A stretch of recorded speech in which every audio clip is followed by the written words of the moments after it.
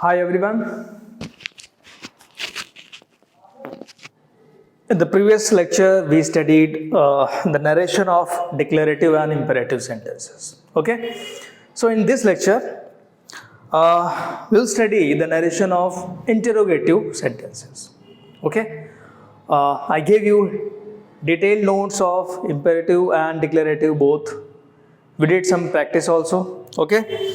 But before moving to interrogative sentences, let's do some questions. Okay declarative और imperative हम लोगों ने पढ़ लिया और आज हम लोग डिस्कस करेंगे इंटेरोगेटिव सेंटेंस। इंटेरोगेटिव सेंटेंस को कैसे हम चेंज करते हैं इनडायरेक्ट स्पीच में, ठीक है। लेकिन इंटेरोगेटिव सेंटेंस पढ़ने से पहले कुछ क्वेश्चंस जो आपको खुद करने हैं based on imperative sentence.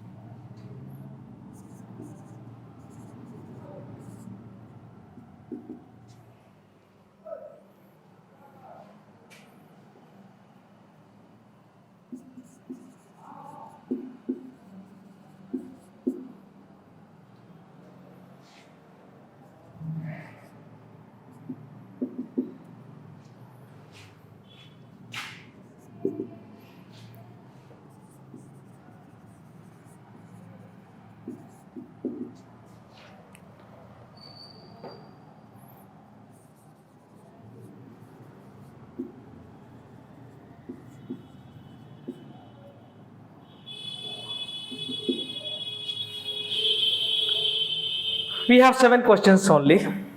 The first one is John said to me, open the window. Second one, the brigadier said to the soldiers, attack the enemy post. Third one, Smith said to his mom, give me some money. Fourth one, Ralph said to his son, beware of dogs. Question number 5, Rohit said to me, exercise daily for good health. Question number 6, Ali said, don't waste time. Question number 7, Ahmed said, close the window. Okay, so this is a set of 7 questions you have to do yourself. Okay, try to do it Now we are going to start the narration of interrogative sentences.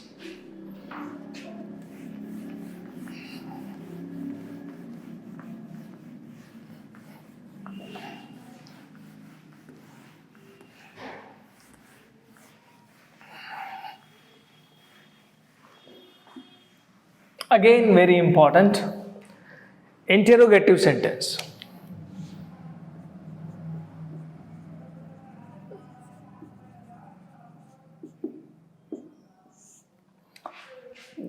Means a sentence which gives a sense of question. ठीक है, यानी अब ये sentence कहाँ होंगे? Reported speech में। अब इनको कैसे चेंज करना है, कैसे इनको नरेट करना है, इनके भी डिफरेंट सेट ऑफ नोट्स हैं, डिफरेंट सेट ऑफ रूल्स हैं। ठीक है, अब तक हमने दो सेंटेंस पढ़ लिए, डिक्लेरेटिव और इंटेरोगेटिव। अब बारी है इंटेरोगेटिव। डिक्लेरेटिव और इंपेरेटिव हमने पढ़ा है, अब बारी है इंटेरोगेटिव की। तो सबसे पहले मैं दो एग्जांपल्स दे रहा हूं, उसके बाद हम बात करेंगे नोट्स की, उसके बाद हम आएंगे क्वेश्चंस पे। सबसे पहला क्वेश्चन, अभी ये समझने के लिए मैं बता रहा हूं कि किस टाइप के क्वेश्चंस होते हैं नरेशन के जब हम बात करें इंटेरोगेटिव सेंटेंस की। For example, the teacher said,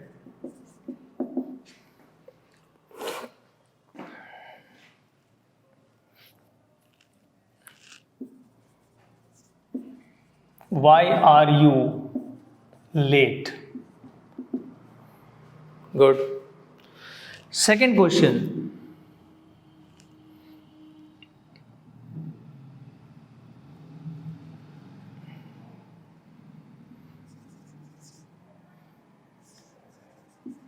My father said,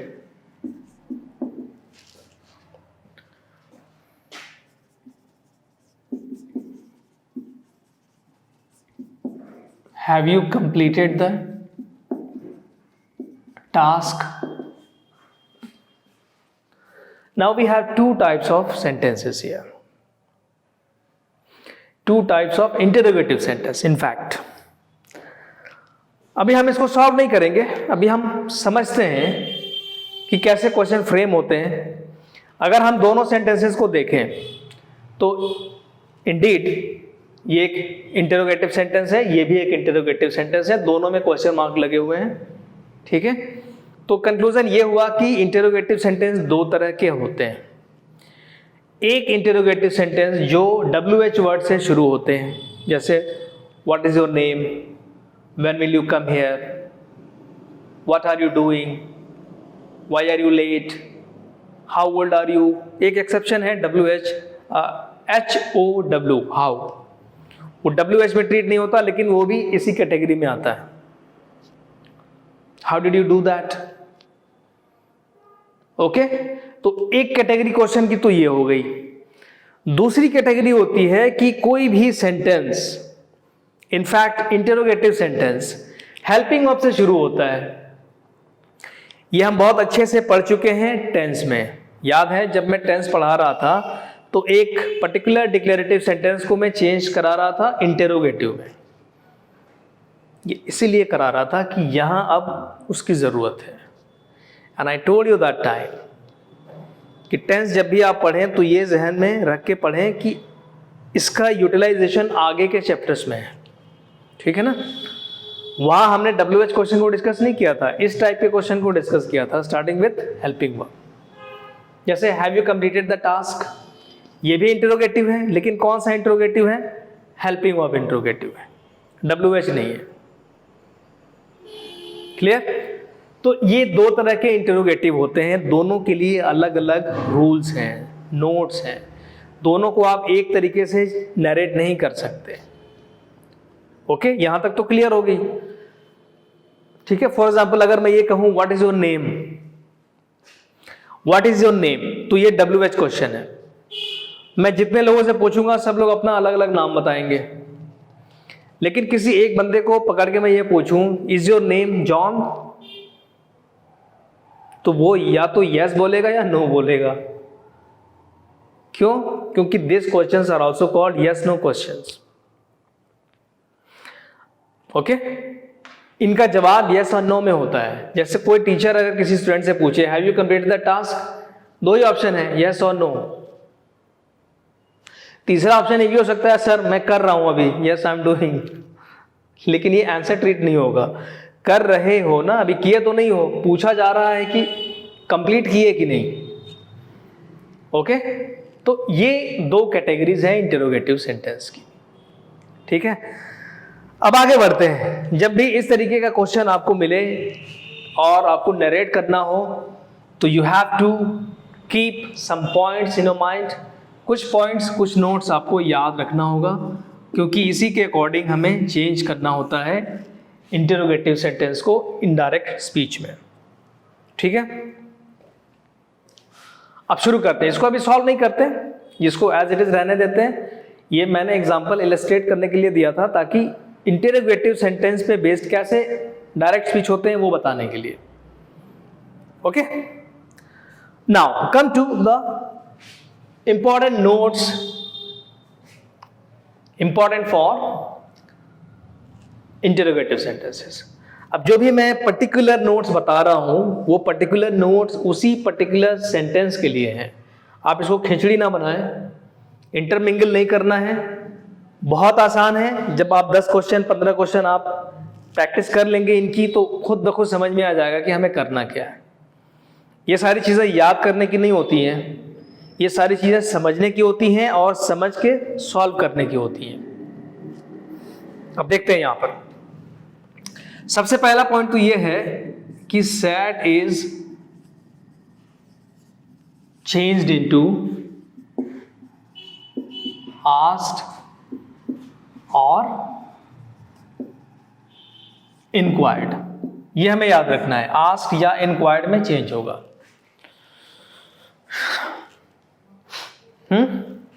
दूसरा, rule 2 is followed. Rule 2 is followed का मतलब ये होगा कि टेंस को हम कंसीडर करेंगे। ठीक है, हम देखेंगे कि ये कौन से टेंस में है। जैसे वाई आर यू लेट, ये प्रेजेंट सिंपल है। याद है जब मैं प्रेजेंट सिंपल पढ़ा रहा था तो मैंने ये भी बताया था कि even though this is violation of the format of present simple. जैसे कोई आदमी, प्रेजेंट सिंपल में क्या है, सब्जेक्ट V1 और V5 plus object.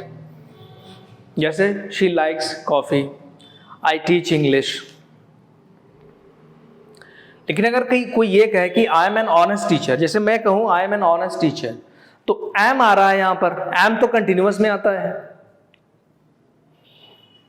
She is a good girl, अब इज आ रहा है यहां पर, इज तो कंटिन्यूअस में आता है।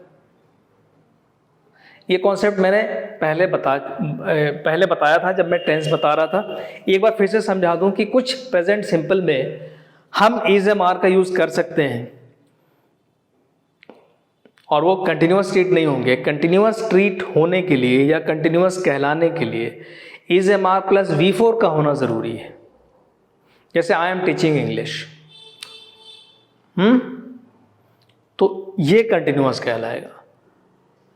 आई एम ए गुड टीचर, ये प्रेजेंट सिंपल ही ट्रीट होगा।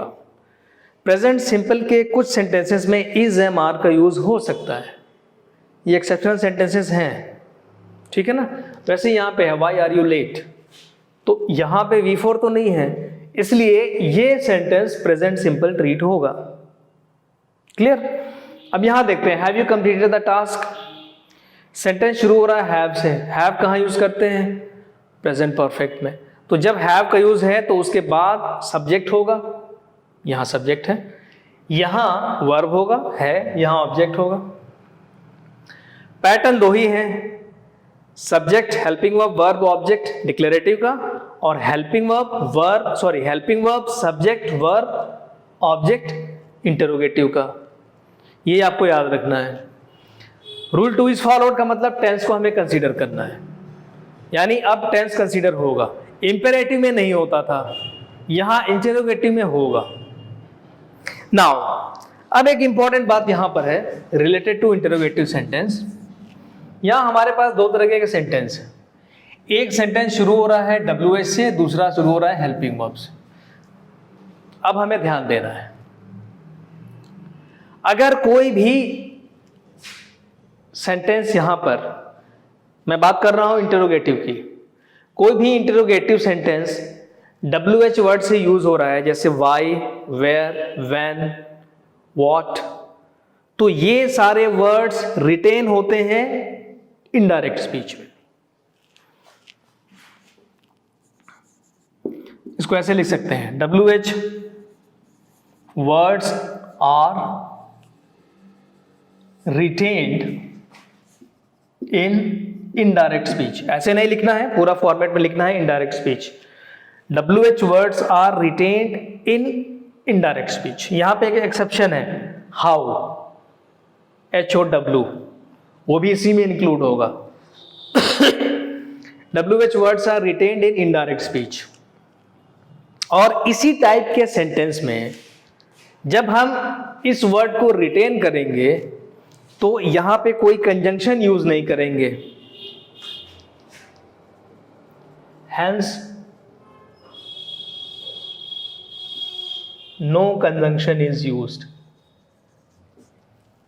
रिमेंबर, बहुत इंपॉर्टेंट पॉइंट है ये सब। एक एक चीज, एक एक पहलू, एक एक कॉन्सेप्ट, सारी चीजें मैं ओपन करके बता रहा हूं यहां पे। कोई बुक कंसल्ट करने की जरूरत नहीं है, ठीक है ना। बस आप नोट्स पढ़ें और उसके बाद क्वेश्चन अटेम्प्ट करें। This is my guarantee, you can solve any kind of questions.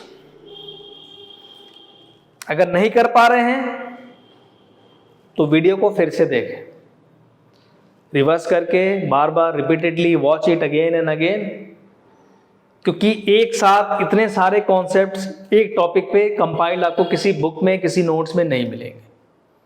This is my guarantee. Go through it, watch it regularly and try to solve the questions. ये पॉइंट हो गया, WH words are retained in indirect speech, hence no conjunction is used. इस type के sentence की बात हो रही है, अभी इसकी बात नहीं हो रही है, ठीक है। पॉइंट नंबर 4,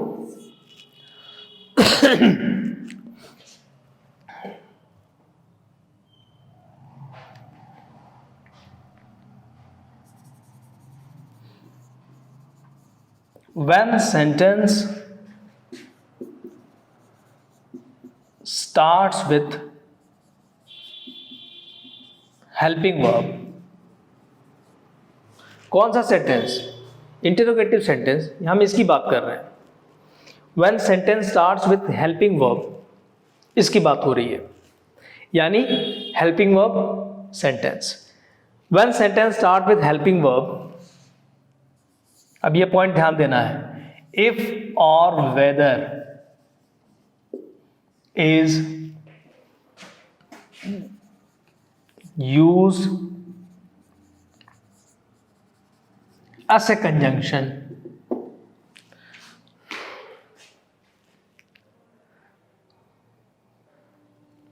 अब बात हो रही है इसकी। अगर ये सेंटेंस इंटरोगेटिव है और हेल्पिंग वर्ब इंटरोगेटिव है, और जब इसको हम चेंज करेंगे इंटरोगेटिव में, सॉरी इनडायरेक्ट स्पीच में, जब इसको चेंज करेंगे इनडायरेक्ट स्पीच में, तो ऐसे कंजंक्शन यहां पर इफ और वेदर का यूज होगा। आ रही बात समझ में? इसमें नहीं होगा, क्योंकि इसमें ये वर्ड रिटेन होता है। और सबसे इंपॉर्टेंट पॉइंट ये है, इन चारों से ज्यादा इंपॉर्टेंट पॉइंट ये है, यहां पे मैं लिख रहा हूं,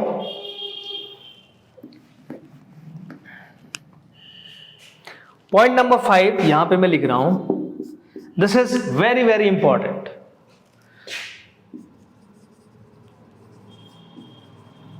इंटरोगेटिव मूड या सेंस, ये ज्यादा बेटर होगा। Interrogative sense is changed into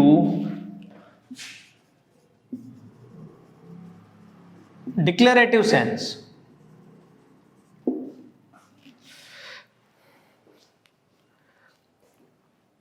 ये बहुत इंपॉर्टेंट है। Interrogative sense is changed into declarative sense.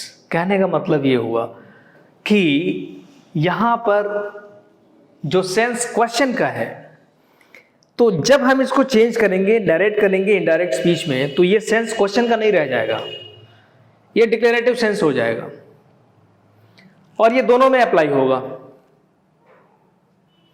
ये दोनों में अप्लाई होगा। कहने का मतलब ये है कि अगर हम बात करें डिक्लेरेटिव की, तो डिक्लेरेटिव का फॉर्मेट ये होता है subject, helping verb, verb, object. बेटा आप लोग कहते हो कि सर बहुत डीपली पढ़ाते हैं, तो बेटा मैं ऐसे ही पढ़ाता हूं, बहुत डीपली पढ़ाता हूं, ताकि कोई भी कॉन्सेप्ट छूट ना जाए। उसकी वजह है कि जैसे अगर क्लास में 30 स्टूडेंट्स हैं तो सबका लेवल एक जैसा नहीं है, कोई बिगनर है, कोई लर्नर है, कोई पढ़ चुका है उसको, ओके, कोई फ्रेशर है, ठीक है ना, किसी ने ड्रॉप किया हुआ है, कोई ड्रॉपर भी है, तो हमें सबको लेके चलना है। And this class is not only for BA and BL LB entrance, this is also for B.Ed as well as MBA entrance. तो स्टैंडर्ड हमें नॉर्मल लेके चलना है। आप जितना ज्यादा समझ सकते हैं समझिए, ठीक है ना। डीपली पढ़ाना और पूरी कॉन्सेप्ट को क्लियर करना मेरी मजबूरी है।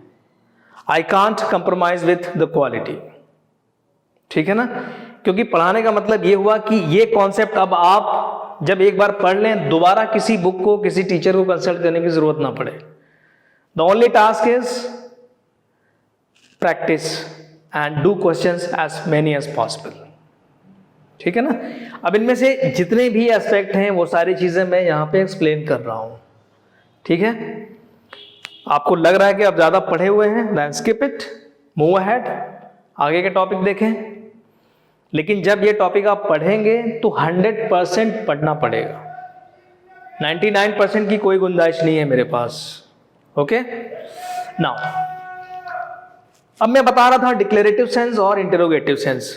ये है आपका डिक्लेरेटिव सेंस जो हम पढ़ चुके हैं बहुत अच्छे से। ये है आपका इंटरोगेटिव सेंस। यहां WH क्वेश्चन हो भी सकता है, नहीं भी हो सकता है। अगर हम बात करें इसकी, वाई आर यू लेट, तो यहां पर वाई को अगर ऐड कर दें और प्लस करते जाएं, वाई आर यू लेट, या have you completed the task, have you completed the task, ये इंटरोगेटिव सेंस है। मैंने बहुत पहले बताया था जब मैं टेंस बता रहा था कि हेल्पिंग वर्ब अगर सब्जेक्ट के राइट में यूज हो रहा है तो वो सेंटेंस डिक्लेरेटिव है। हेल्पिंग वर्ब अगर सेंटेंस सब्जेक्ट के लेफ्ट में यूज हो रहा है तो वो सेंटेंस इंटरोगेटिव है, चाहे वो WH हो या हेल्पिंग वर्ब इंटरोगेटिव हो, ठीक है। तो अब इसमें ट्रिक ये है कि ये इंटरोगेटिव है, प्रेजेंट सिंपल इंटरोगेटिव है, इसका सेंस इंटरोगेटिव है, लेकिन जब आप इसको नरेट करोगे, इनडायरेक्ट स्पीच में चेंज करोगे तो ये इंटरोगेटिव नहीं रहेगा, ये डिक्लेरेटिव में चेंज करना पड़ेगा। इसलिए बोलता हूं कि ये पॉइंट बहुत ही ज्यादा इंपॉर्टेंट है। Let's do it. Hope you would have understood all the points. Now we are going to solve the questions.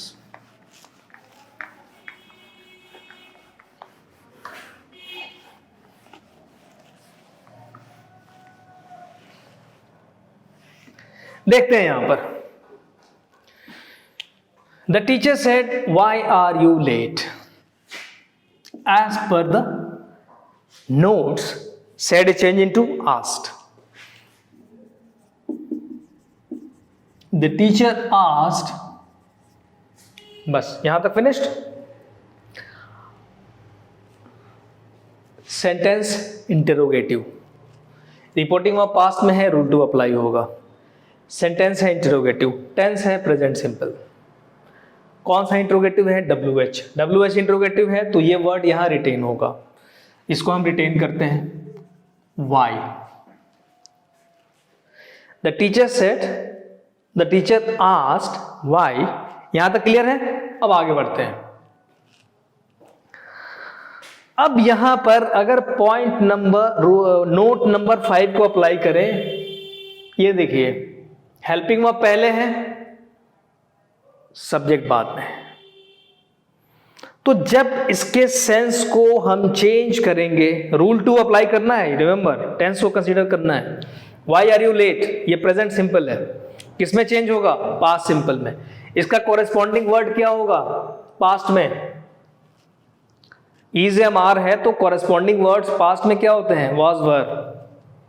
तो क्या यूज होगा अभी डिसाइड करते हैं।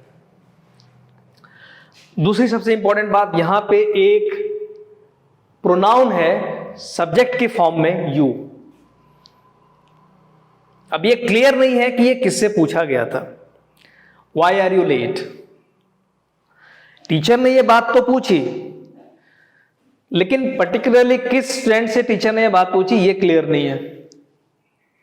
तो यहां पे एक ट्रिक है कि जब ये यू यहां पे एम्बिगुअस सेंस क्रिएट कर रहा है, पता ही नहीं चल रहा है कि ये यू किसके लिए है, कोई नाम ही नहीं है यहां पे, नाउन होता तो समझ जाते।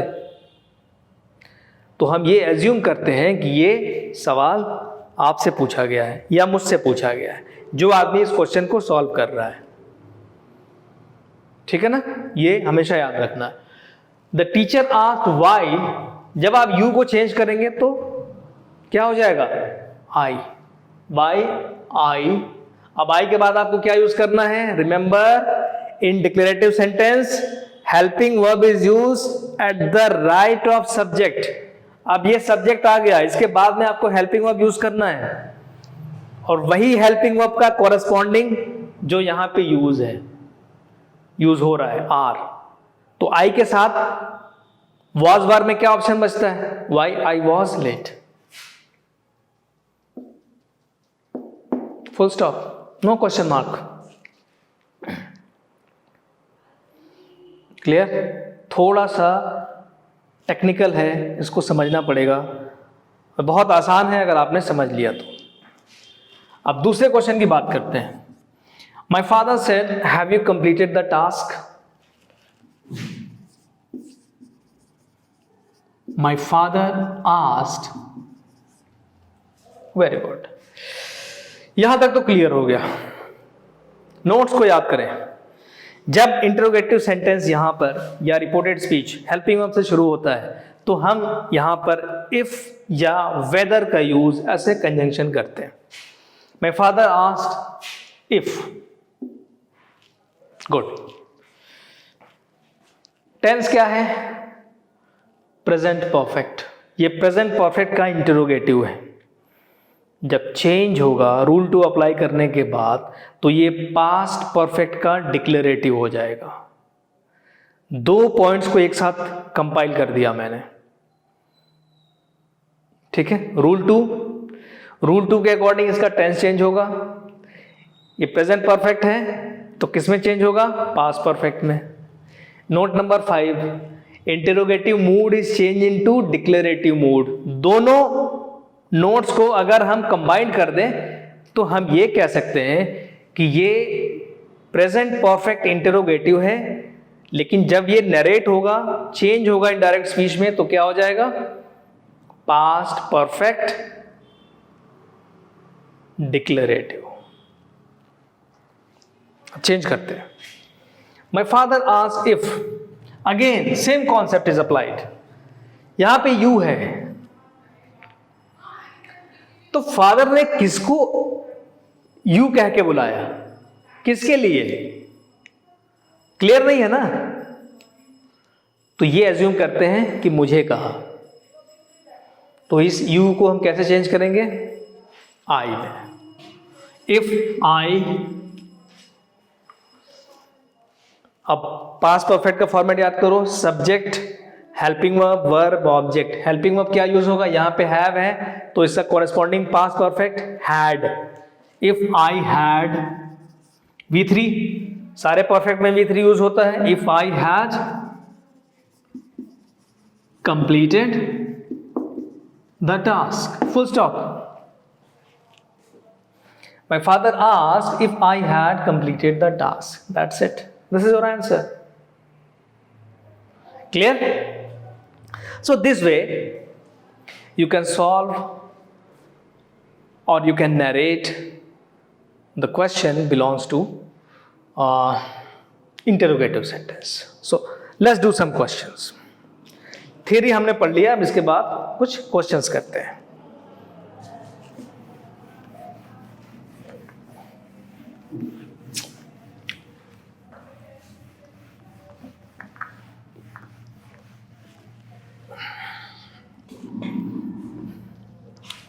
Question number 1.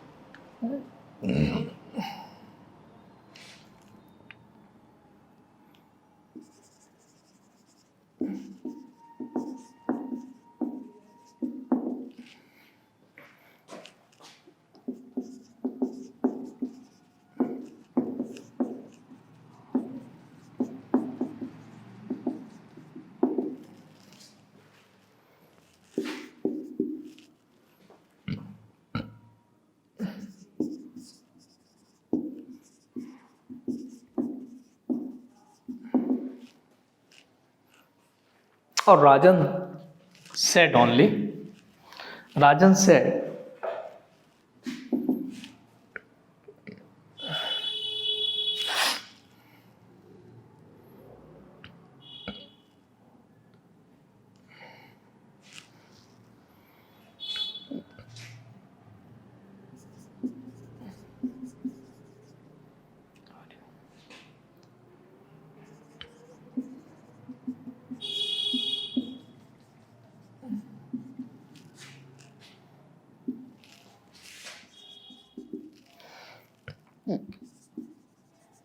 Smith said,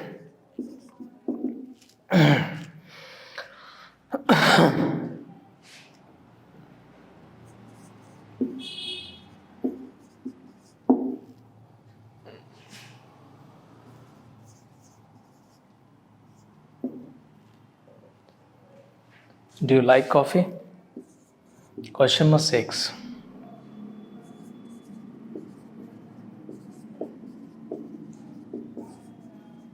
Ali said to his father,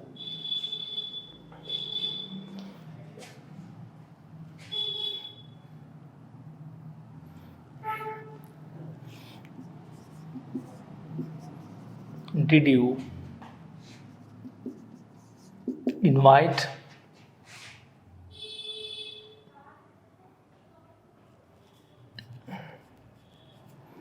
mom? Question number 7.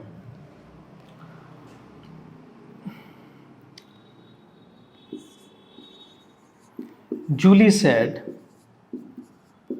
to me,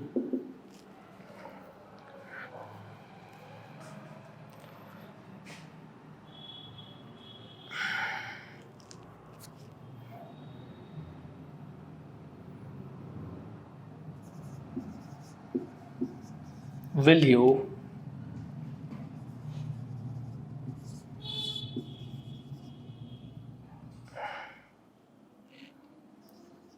bring flowers for me? Question number 8.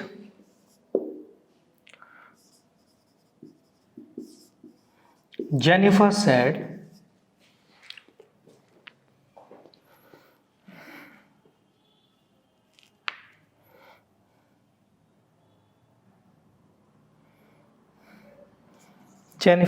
to me,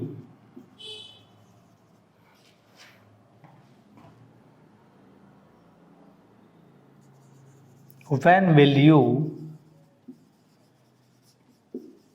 complete the task. Okay, 8 question only. The first one, let me repeat. Anil said to me, what are you doing? Question number 2, Raj said to his wife, have you cooked food? Question number 3, Mona said to me, did you inform the police? Question number 4, Rajan said, are you writing a letter? Question number 5, Smith said, do you like coffee? Question number 6, Ali said to his father, did you invite mom? Question number 7, Julie said to me, will you bring flowers for me? Question number 8, last one, Jennifer said to me, when will you complete the task? Okay, these are 8 questions based on the interrogative sentence. I'm just giving you 2 minutes. Let's have a look, and after that I will solve them.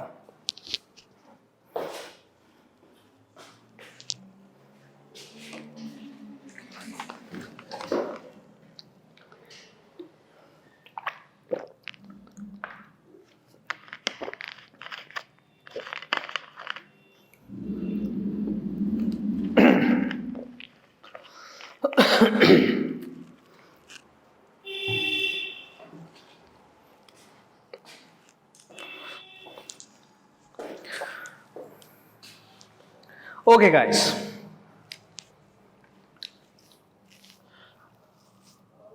I think you are able to solve all these questions based on your understanding. Okay, just pause the video and try to solve them. Now I'm going to solve them. Anil said to me, what are you doing? I'm not going to write it down on the blackboard. Just listen carefully. Anil said to me, what are you doing? Anil asked me what I was doing. Full stop. This was the first answer. Anil asked me what I was doing. Full stop. Now question number 2. Raj said to his wife, have you cooked food? Raj asked his wife if she had cooked food. Once again I am repeating. Raj asked his wife if she had cooked food. Okay. Question number 3. Mona said to me, did you inform the police? Now, Mona asked me if I had informed the police. Listen, this is interrogative, helping verb interrogative. Okay, what is the tense? Past simple. Where do we use did? Did is used in past simple interrogative. So, past simple is changed into past perfect according to rule 2. And you have to change the mood from interrogative to declarative. So, past simple interrogative is changed into past perfect declarative. Okay, so the right answer is Mona asked me if I had informed the police. Question number 4. Rajan said, are you writing a letter? The right answer is Rajan asked or Rajan inquired. Rajan inquired if I was writing a letter. Clear? Solution में अगर किसी को problem हो रही है, किसी को समझ में ना आ रहा हो, you can ask me later. ठीक है ना? But I have tried to give you as simple questions as possible. अब इससे ज़्यादा सिंपल नहीं हो सकते हैं. सारे नोट्स पढ़ने के बाद, कॉन्सेप्ट समझने के बाद अब ये बहुत आसान हो गए। Now question number 5, Smith said, do you like coffee? The answer is Smith inquired और Smith asked if I liked coffee. Question number 7. Ali said to his father, did you invite mom? Past simple interrogative. So it should be changed into past perfect declarative. ये past simple का interrogative है। कौन सा interrogative है? Helping verb interrogative है। तो जब हम इसको change करेंगे indirect speech में तो ये ऐसे हो जाएगा, Ali asked his father और Ali inquired his father if he had invited mom. Ali asked his father if he had invited mom. क्योंकि यहां पे ये जो you है ये किसके लिए है? फादर के लिए। यहां पे ये you अली के लिए नहीं है, क्योंकि अगर आप इस क्वेश्चन को अगर ध्यान से देखें, डिड यू इनवाइट मॉम, तो ये जो सेंटेंस है इसमें जो यू है वो किसके लिए है? फादर के लिए। तो इसका आंसर हो जाएगा अली आस्क्ड, और Ali asked inquired his father if he had invited mom. Question number 7, Julie said to me, will you bring flowers for me? Now अब यहां पे एक सवाल ये है विल, इसके बारे में हमने डिस्कस नहीं किया है, लेकिन हमको पता है कि ये विल और शैल कहाँ यूज होते हैं? फ्यूचर में यूज होते हैं। फ्यूचर के चारों टाइप्स में विल और शैल का यूज होता है। तो एक बहुत इंपॉर्टेंट बात यह है कि जब भी ये विल और shall as a helping verb use होते हैं, तो जब हम इनको चेंज करते हैं तो सिंपली ये वुड में चेंज हो जाएंगे।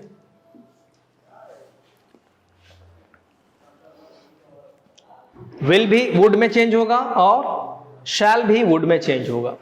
ठीक है, तो इसका आंसर ये हो जाएगा, Julie asked me if I would bring flowers for her. ठीक है, यहां पे दो प्रोनाउन है, एक है यू और दूसरा है मी। तो यहां पर ये यू मी यानी आपके लिए है, और यहां पे ये मी ये जूली के लिए है। The question is, Julie said to me, will you bring flowers for me? Right answer is, Julie asked me if I would bring flowers for her. Question number 8, Jennifer said to me, when will you complete the task? Again WH question, when. ये retain होगा और यहां भी will है। When will you complete the task? यहां पे helping verb पहले है सब्जेक्ट के, ये इंटरोगेटिव है, लेकिन जब डिक्लेरेटिव में जाएगा तो सब्जेक्ट पहले आएगा और इसका सब्स्टिट्यूट हेल्पिंग वर्ब इसके बाद आएगा। तो इसका आंसर ये हो जाएगा, जेनिफर आस्क्ड मी व्हेन, ये देखिए ये यू किसके लिए है? मी, यानी आपसे जो पूछा गया सवाल तो ये यू आपके लिए है। जब आप इसको नरेट करोगे तो यहां यू के बदले में आई का यूज होगा। जेनिफर आस्क्ड मी, ये वर्ड रिटेन होता है। व्हेन आई वुड, अभी मैंने बताया ना, when I would complete the task, full stop, no question mark. Okay, no question mark. So this way we have completed 8 questions today based on the interrogative sentence of direct speech. Okay, I hope you would have understood it well. If you have any problem, you may ask me later. Go through it again and again. Try to develop a good concept. Thank you very much.